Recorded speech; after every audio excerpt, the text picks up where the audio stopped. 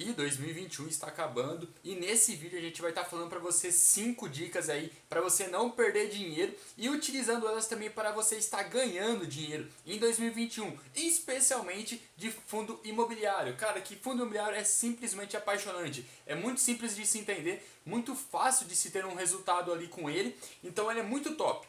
Então vamos estar começando. A primeira é a gente está comprando um fundo imobiliário olhando apenas o dividend yield. Cara, dividend yield ele é um indicador muito importante do fundo imobiliário. Sim, porém, o mais importante não é somente o dividend yield. É simplesmente você olhar para o relatório gerencial e ver como que o fundo está fazendo para ganhar dinheiro.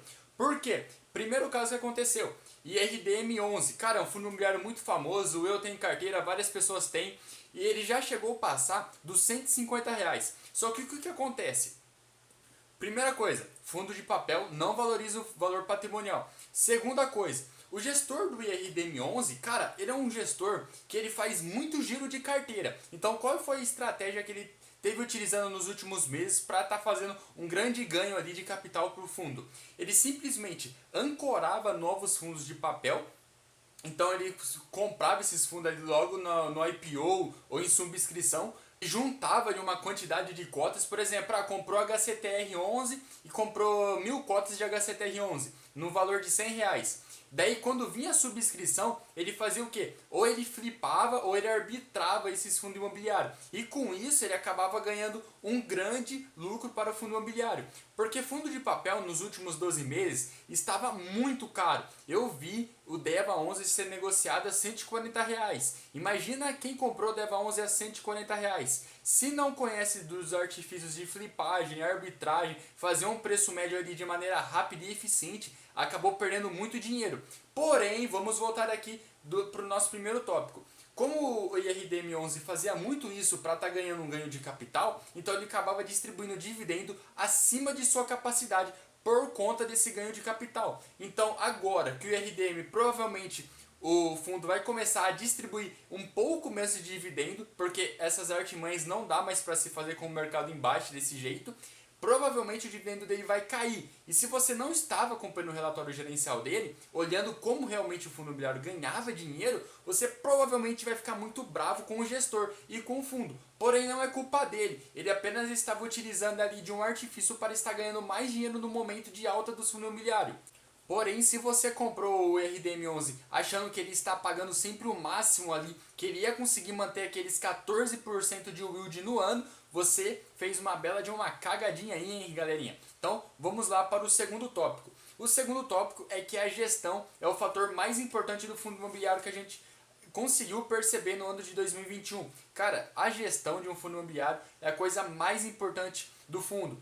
Por quê? Porque quando você entende o gestor, entende a estratégia do fundo, entende quais as decisões que o gestor vai estar tomando, você se torna uma pessoa mais confiante, você dá o seu dinheiro para o gestor. E o que acontece? Gestor que tem a característica de fazer emissão abaixo do valor patrimonial, não vai chegar amanhã, ele vai começar a fazer emissão acima do valor patrimonial, porque é uma característica do gestor. Então se você compra um fundo imobiliário sem ter estudado a gestão, você provavelmente vai fazer uma cagada. E na hora que ele começar a fazer emissão adoidado, ou começar a fazer emissão abaixo do valor patrimonial, ou ele pegar a fazer a emissão em vez de estar investindo no segmento que ele está listado, ele começar a simplesmente comprar outro FII, você vai acabar ficando puto. Porém, às vezes pode ser uma característica da gestão. Então, sempre olhe para a gestão. É a coisa mais importante do fundo imobiliário. A terceira lição que a gente aprendeu em 2021, que é basicamente que cash é king. Cara, não tem o que fazer. Eu sempre fui meio contra ali de ter dinheiro em caixa, como se fosse uma reserva de oportunidade. Só que o que acontece? O mercado ele é feito de ciclos. Então tem ciclos que ele está em alta e tem ciclos que ele está em baixa. Então a gente viveu um momento do fundo imobiliário ali muito em alta. Cara, eu cheguei a ver o HGLG11 sendo negociado a R$ 220. Olha que loucura. E agora ele está sendo negociado ali na casa dos 160. Então o que acontece? Quando você tem uma carteira muito grande, você já investe há algum tempo, dinheiro é tudo. Uma reserva de oportunidade vai fazer você ter maiores lucros. Por quê? Porque em momentos de alta você vai estar comprando sempre um pouquinho para estar sempre acumulando cotas, que esse é o verdadeiro objetivo de fundo imobiliário. Porém, quando o mercado enlouquece ele cai muito, então o que vai acabar acontecendo? Você, com essa sua reserva de oportunidade, você vai estar conseguindo comprar muito mais fundo imobiliário do que somente com seus aportes, tá legal? Então, cash é rei, não tem o que fazer, cash is king, cara. Reserva de oportunidade é sim muito importante. Então, se eu não tivesse a minha reserva, mesmo sendo um pouco contra ali no começo, eu acabei vendo a importância de ter essa reserva de oportunidade em dois momentos. Quando falaram que iam tributar os fundos imobiliários e algumas semanas atrás que eu acabei gastando bastante. Que tem muito fundo imobiliário muito barato, tá ligado? O fundo de laje em específico tá tudo muito barato. HGLG tá barato, a LZR tá barato, HGRU, HGRE. Cara, tem muito fundo imobiliário barato. Por quê? Porque por conta basicamente ali da alta da NTNB, que seria ali os juros aqui no Brasil, e por causa da inflação. Fora que ainda tem a onda do corona, tem várias outras coisas, porém, cash is king.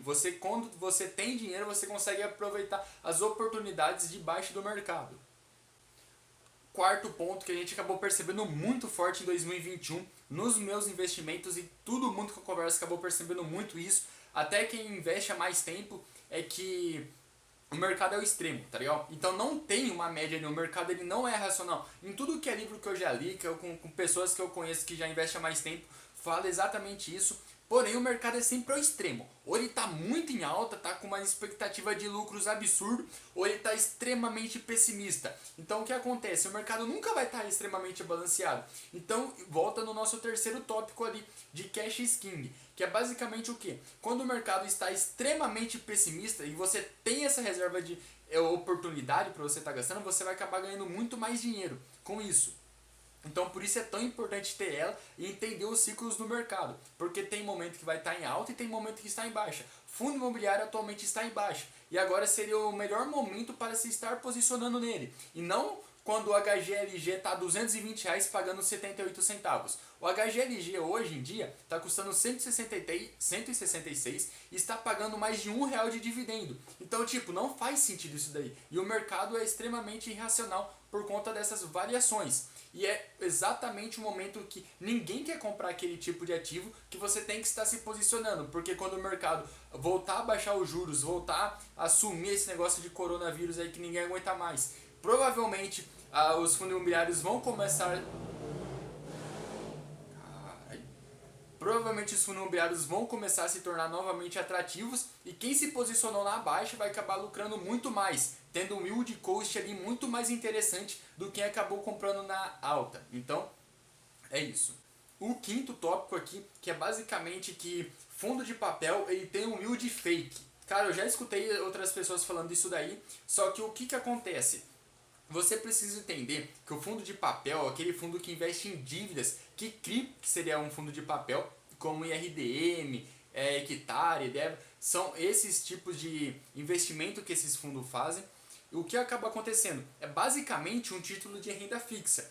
Então o que acontece? Esse tipo de fundo imobiliário não vai ter valorização no seu valor patrimonial. Então o que acaba acontecendo? A curto prazo, quando a gente olha ali para Urca, olha para Hectare, para Deva, a gente vê que eles realmente têm um yield absurdo. Cara, Urca chegou a pagar quase 30%, Hectare pagou 20% de yield nos últimos 12 meses. Então basicamente o que acaba acontecendo? A gente pega, olha para esse yield e fala, caraca, é uma valorização absurda, esse fundo é muito bom. Só que quando a gente olha para o valor patrimonial, a gente consegue ver que não teve basicamente alteração. Então se a gente pegar basicamente o REC-R11 ali, que seria o recebíveis imobiliários da REC, ele distribuiu muito mais dividendo do que outros fundos de laje. Por exemplo, o HGLG. Porém, quando a gente faz uma comparação ali com o seu valor patrimonial, a gente consegue acabar percebendo que o HGLG, ele começou ali na casa ali dos cento e poucos, mil reais na verdade, né? E depois veio o desdobramento de 10 para 1 e acabou acontecendo uma valorização do seu valor patrimonial muito grande. Então, a curto prazo, o yield de um fundo imobiliário que investe primordialmente em papel é muito maior do que um de laje.